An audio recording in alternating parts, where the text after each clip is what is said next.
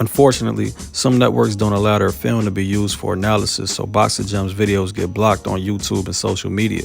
So when they block the videos, you can catch them exclusive in Boxing Gems' new channel membership or on Patreon along with all the other content. Become a channel member by clicking the join button or become a patron and don't miss a thing from Boxing Gems. Patreon link in the description. Peace. It's 18-0 Vergil Ortiz Jr. versus 21-0 Michael McKinson. Yet another open stance match as Ortiz is the orthodox front foot pressure fighter versus McKinson, the southpaw pure boxer. I give McKinson the proverbial southpaw advantage because from what I could dig up, Ortiz has only 5 rounds of pro fight experience versus southpaw, which was 3 years ago. Let's get into it.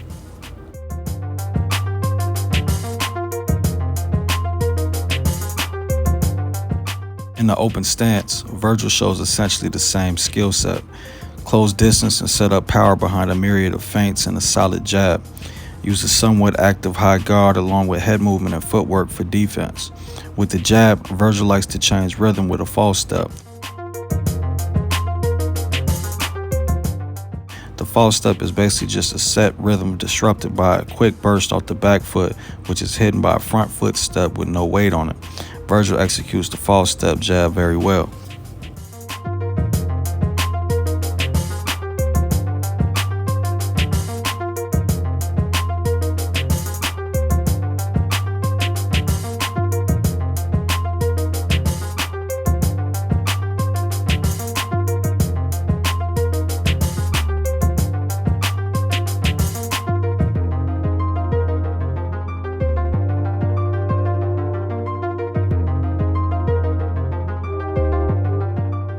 Vergil slips punches or uses pre-slips to left and right B and C slots, setting a rhythm while distributing weight side to side, then attacks from the loaded side.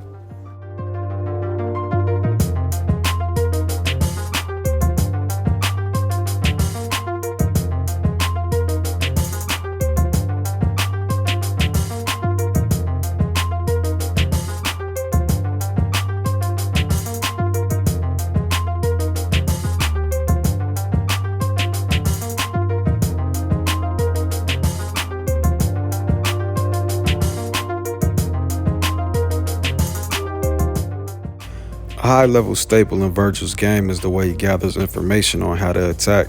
Using jab feints, level changes, and backhand feints, he takes mental notes of the opposition's tendencies, then adjusts and attacks accordingly.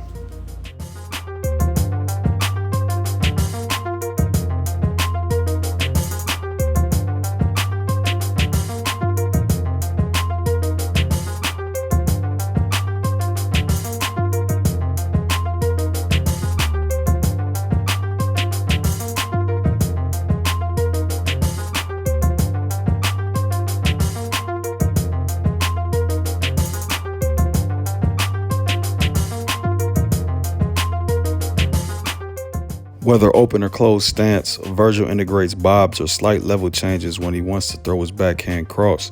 Just like the false step, even with a half step forward, it allows Vergil to get his weight on his back leg to load the cross. It also serves as a misdirection feint, implying a body punch.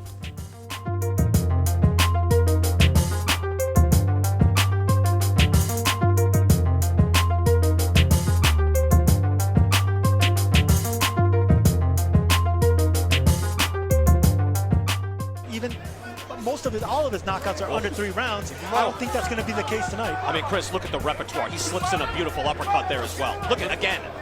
Oh, a little bit of everything from Vergil Ortiz. The one thing I wonder coming into this fight is that I don't think Ortiz is in the best of shape here because he trained hard for the last fight.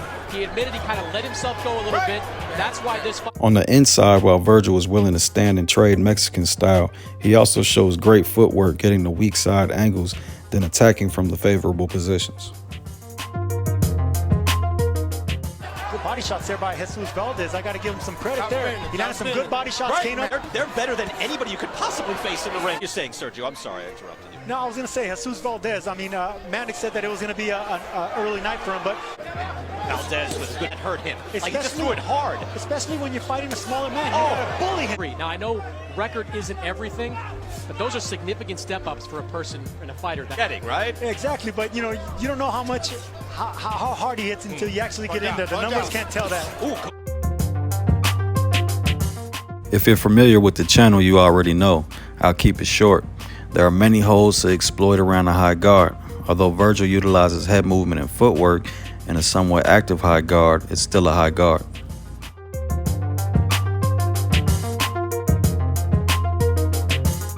If Vergil has a crucial flaw that needs to be addressed, this is it. Getting your weight stuck on the front foot after attacking leaves you in range to be countered. Vergil gets his weight stuck on the front foot for two different reasons. The first is lunging. Whether Vergil is already in range or if he steps in range, he tends to lunge with the cross or a jab, meaning he extends over his legs, commonly spotted by a fighter's head overextending past the front knee. While it's inevitable a fighter would distribute weight on the front foot when attacking, the less time on it, the better.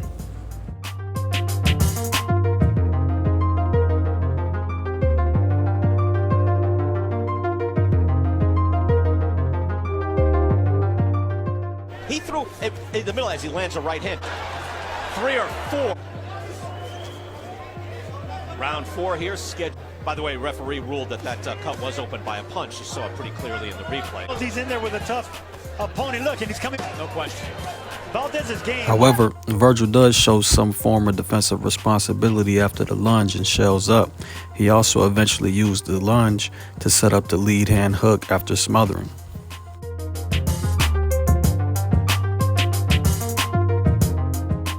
The second reason Vergil gets his weight stuck on the front foot is that he step jabs or half step jabs flat-footed as opposed to jabbing to the ball of his front foot. How the balls of your feet and your calf muscles work together is basic biomechanics, but long explanation short, jabbing to the ball of your front foot makes it easier to spring the weight back to the back foot. When I broke down the numbers with Vergil Ortiz and his opponents, he only lost 4.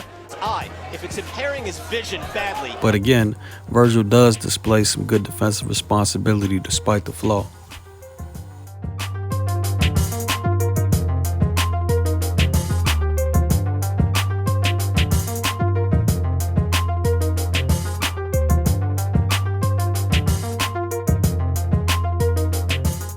When Vergil's opponents initiate offense, Vergil has displayed solid defense, using his high guard to deflect or upper torso movement to duck, slip, and pull, then eventually footwork like reverse shuffling and pivots to evade.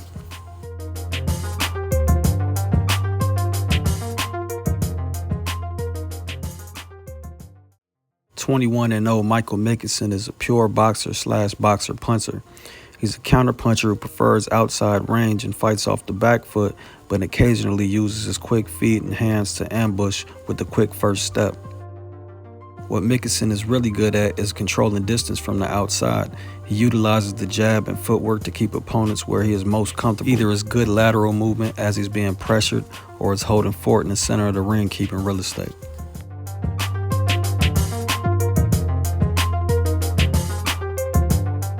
With those shots, and another clipping right hook from McKinson on making a statement here, and so far he's been doing just that in that unblemished record. But he says they all say I can't punch until they get in the ring with me. So McKinson looking to build on that impressive first round and getting on the front foot right at the beginning of the second. From Runovsky getting through, another one of those rare successes, but immediately McKinson replies with 2 solid right hand jabs of his own.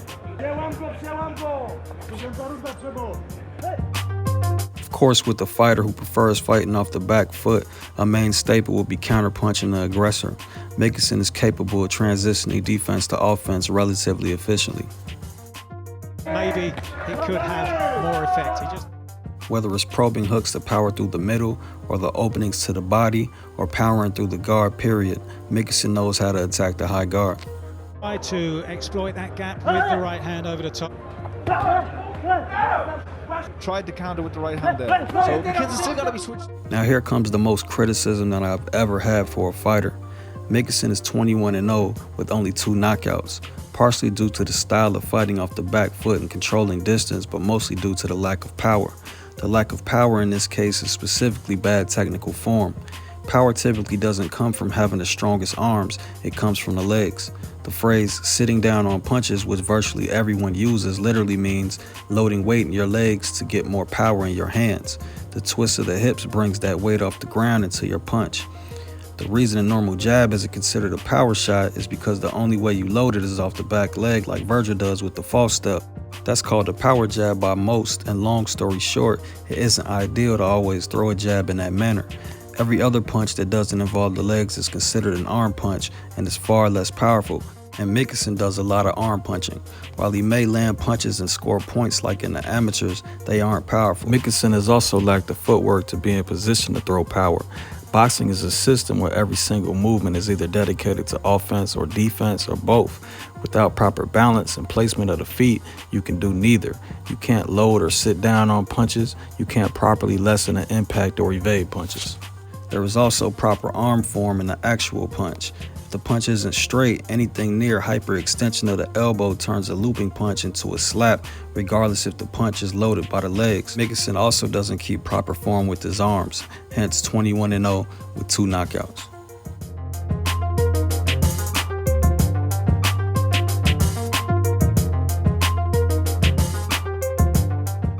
I called this segment Airtime, dedicated to the ridiculous amount of time that McKinson's head is on the line and his chin is in the air.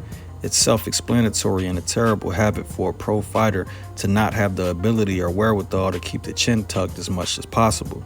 But again, due to bad form, McKinson's chin is waving like a flag.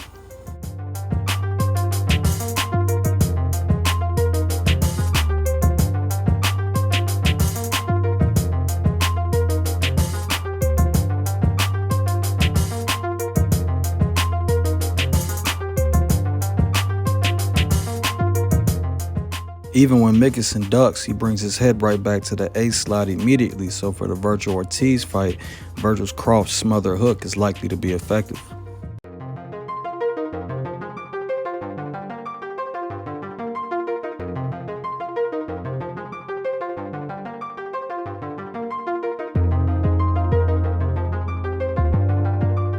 Specifically concerning the Vergil Ortiz matchup again, McKinson has issues with his opponents changing levels. Fundamentals and best defensive practice against opponents is to mirror their movements. If the opponent brings forward the shoulder to your left side, you turn over your left shoulder and tuck behind the shield. If the opponent brings forward the shoulder to your right side, you turn your right shoulder and tuck behind the shield. If the opponent changes levels, you should normally change levels. McKinson tends to ignore level changes in which punching down leaves his chin in airtime again, as opposed to tuck behind the shoulder. And if he doesn't punch, it also leaves both body and head as potential open targets.